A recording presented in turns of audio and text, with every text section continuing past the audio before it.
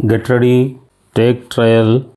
Mr. Speaker, sir, I move the motion of thanks to the Governor for his address to the legislature. Mention has been made in the address about cyclone and famine in some districts. In this connection, I would like to point out that for many years we have had famines and cyclones in some parts of the country. Get ready? 5 seconds. Sir, I have great pleasure in addressing this conference of the managing directors of the industries and the leaders of labor unions in this country. I have no doubt that those who are managing the various industries are not only interested in making profits but also in the welfare of those working in their units and general public who are the consumers. Similarly, the leaders of labor unions are not only interested in the welfare of workers whom they represent, but also in the proper working of the companies for the benefit of the people. I would like to share with you some of my views both in my capacity as a citizen of this great country and also as the minister of the government.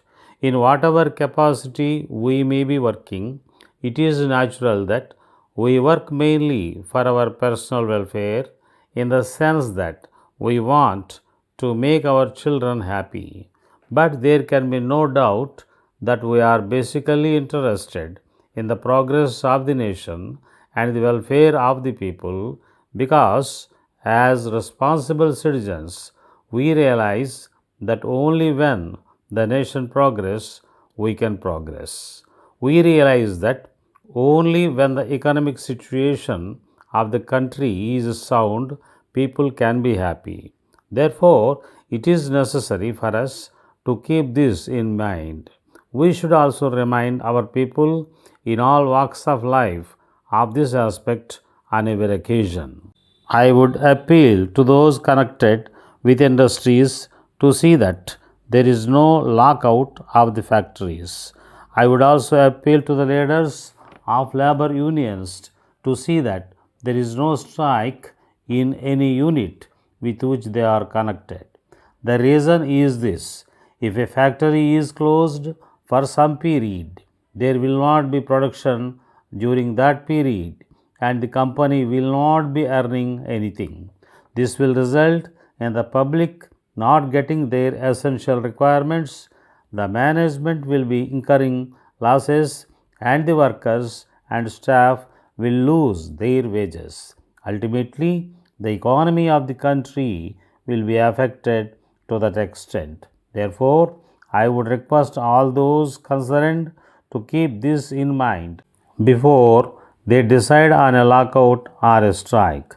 I do realize that there may be grievances on the part of workers in the matter of wages, bonus, working conditions, and other things. I will not say that all the demands of the workers are unreasonable.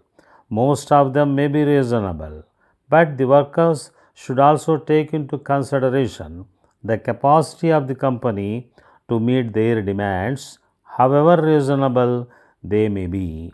They have to realize that the company has to incur expenditure by way of maintenance of the machines, marketing the products, and paying the taxes due to the government, in addition to paying the wages of workers. If the management is reasonable in meeting at least some of their demands, the labor must accept whatever management is willing to do consistent with the proper running of the unit and wait for better times when they can press their other demands. On this occasion, I would also appeal to the management to see that, as far as possible, the demands of the workers are met so that they can work with certain amount of contentment. The management on their part should realize that unless a worker is able to run his family without difficulty, he will not be able to devote his full attention to his work in the factory. Hence, the management should take into consideration the cost of living from time to time and pay the workers suitably. Letter dated 2nd March 1980 from the manager Raz and Company, Vellore, to the manager North Arcot District Cooperative Bank, Vellore. Dear Sir, we are enclosing our application for additional loan facilities for the company. The application is self-explanatory. We have tried to make it as complete as possible, giving you all the details that you may require for sanction of the loan. You will see from the application that the main purposes of seeking this additional loan is for the purchase of some latest machines which will improve the quality of our products. This will also reduce the cost of the product to some extent. We hope that after going through the application and the balance sheet, you will be convinced that we have done fairly well during the last year in the matter of production and in the matter of sales and in the matter of earning profits also.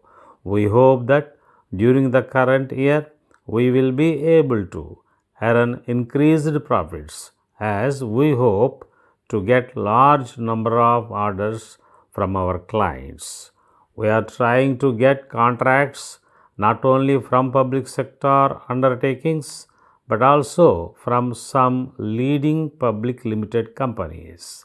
For this purpose, we are deputing our representative to different parts of the country to contact the officers of the various organizations in person and secure orders. We shall be thankful if you can sanction the loan early. Yours faithfully.